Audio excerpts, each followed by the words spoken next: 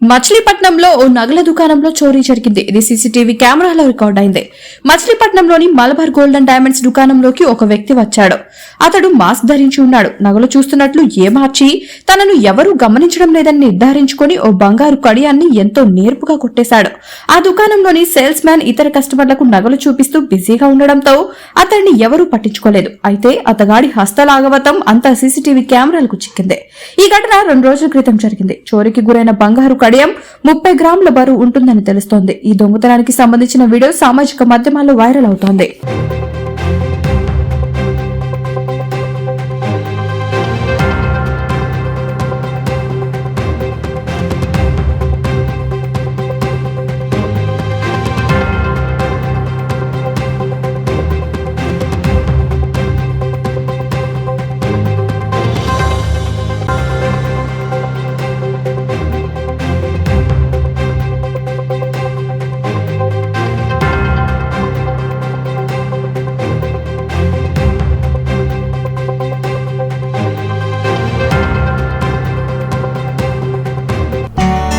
News టీవీని తక్షణమే subscribe చేసుకోండి.